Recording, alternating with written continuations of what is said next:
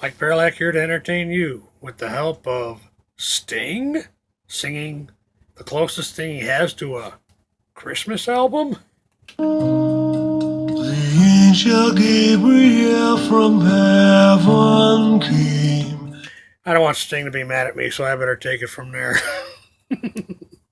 The angel Gabriel from heaven came. His wings had drifted snow, his eyes a flame. Oh, hail, hail, he said, thou lowly maiden Mary, most highly favored lady, Gloria.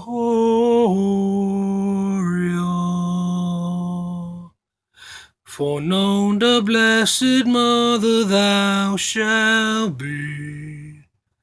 All generations law and honor thee. Thou son shall be Emmanuel by seals foretold, most highly favored lady, Gloria. Then gently Mary meekly bowed her head.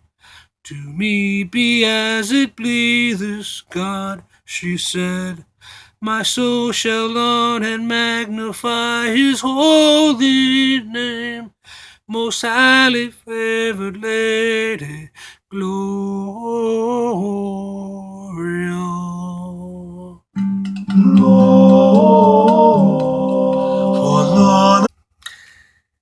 Anyways, closest thing to a Christmas Sting album called If on a Winter's Night. Came out in '09, so it's not that old. I was fortunate to find my copy at the Goodwill.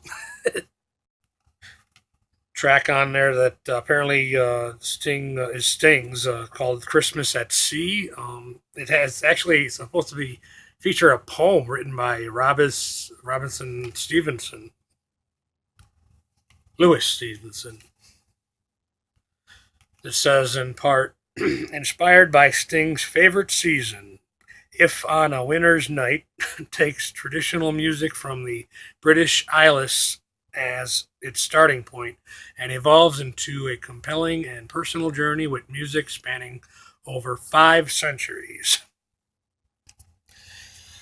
All right, I wanted to get one out there because I'm going to have company tomorrow and probably through the next couple of days, so I don't know if I'll be able to get one out there for a while. But with this time off, I've gotten back into my 4 mile jogs, and it's become apparent to me how crucial that is becoming to my overall health. That and the consumption of things that have substance. Imagine that. The human body, mind, and spirit. Well, okay, maybe not the maybe just the body and mind for sure. But the spirit, that's debatable. But the body and mind, without a doubt, functions much more productively when the gas tank, aka stomach, is full of things that have quality and substance. Eggs, lean quality meats of variation, water, vegetables, fruit, preferably raw vegetables and fresh fruit. Unfortunately, that's not always a realistic possibility for a lot of us. Unless you can afford to pay a private nutritionalist, preferably one that has not been indoctrined into the soy society and has a minor in efficient meal preparation. You can accomplish such a thing without that. It's not impossible, but it's definitely much more difficult, I think, for anyone. This video is basically going to cover a variety of things that just been on my mind. I used to make time to watch a movie every now and again, and for a long time I wasn't doing that, and I was going crazy on account of it. But I finally sat down and watched a movie. Just sat down and did nothing but watch a movie. And I actually picked a good one. The War, 1995, Elijah Wood and Kevin Costner. I was like, wow, I had forgotten what a damn good actor Elijah Wood really is, even as a child.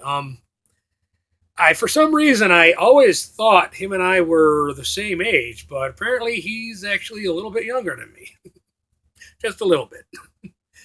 But on social media, I don't really concern myself with the private lives of celebrities, actors, singers, whatnot. It just doesn't interest me. Even people that I actually like to watch movies are in or listen to their music. I just don't have a high interest in knowing their in detailed private life. But I would admit, after watching this movie, it got me thinking, what's Elijah doing these days? So I went on social media. For the last 10 years, there really hadn't been much, which is just, to me, is just a sign of the man's intelligence. But social media calls him unfortunate because, unlike that Orlando Bloom, he's not married.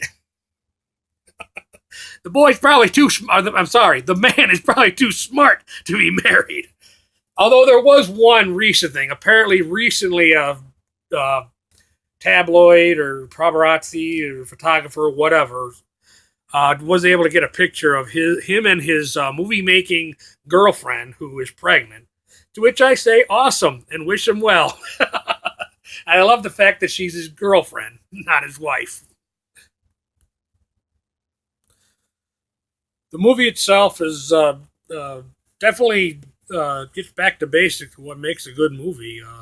Kevin Costner plays dad set in 1970, a war vet of Vietnam who has post-traumatic stress disorder. Shell shock.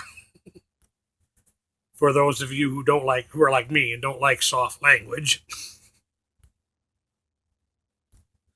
The story centers around primarily the effects of it on a returning soldier like that, and its effect on an entire family. But good movie though. 95.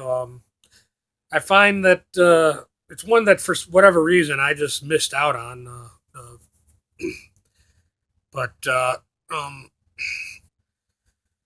I find that if I'm going to actually take the time to sit down and watch a movie, my best bet is something older that I had never seen.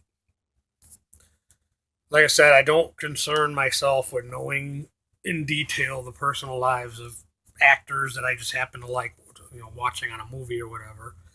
But it makes sense that especially a gentleman of his stature, obviously, that he would avoid the whole legal holy matrimonial union. For me personally, when corporate America and our government divorce, then I might consider letting the government in my home. YouTuber Birdie something or other comes to mind. She always says, "Love thy country, hate thy government." Yeah, that makes sense to me. And for the sake of the future of my channel, because although I do pre-record all my stuff, should I have to move to another video sharing platform, I do want to put in a little effort, hopefully stay on YouTube. But I'm going to have to make an effort to come up with my own alternative words for curse words, derogatory expressions, just for the sake of being able to continue to do videos on this platform, especially if I want to start being more real on here than I haven't already been on here. But pertaining to all that, especially because of third wave feminism, I believe men have become nothing more than toilet paper to be used by female emotional whimsy and governmental financial interest. I would start my own country before I would marry under such terms, and I think any intelligent man would. Especially when you consider this day and age, government marriage, in other words, government approved holy matrimonial unions between a man and a woman is meaningless. You could use the money on a payment on a comfortable home for the two of you and whatever children you may and life you may have together. Especially, you know how easy it is to replace security, quote, security of a marriage license with a trust fund. I would admit it makes me sad when I think of all these children whom are being brought into this world by these, and I'm going to try to be as respectful as I can on this platform, low quality females to whom their the needs to whom their needs the needs of the lives that they brought into this world have become secondary to their own wants. I mean, how flunked up is that? But from my standpoint, there is hope. Aside from to the best of my ability, and after research of the merit of such, aside from charitable organizations, I personally do not have to care for, or take financial responsibility for any of these children. So for me, yay God! After all, I am just one man, nothing more.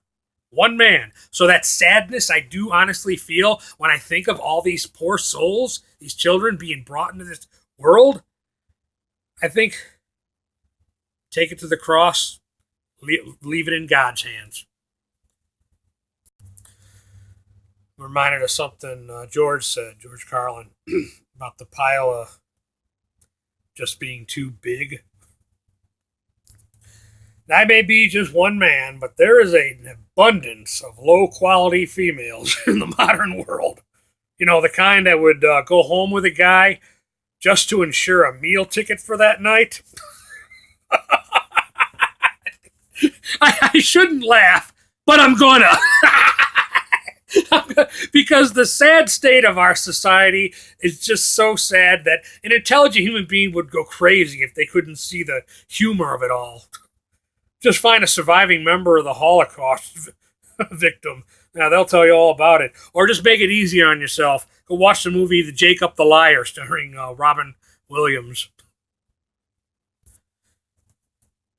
And you'd say, well, what about all these females that are getting pregnant and the guy just leaves? My own mother and I had a discussion about that, and I had an answer for her, but she didn't have any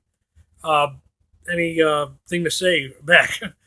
My answer is maybe she should have been more selective about the male she allowed to inseminate her uterus. As much as I despise ciety, I don't think our government should not be systematically forcing good boys to assume responsibility for bad, impulsive, reckless female behavior. I've said enough for this one. I'm going to wrap this one with just a quote I came across that kind of spoke to me. Whomever delights in solitude is either a wild beast or a god. Thank you for watching.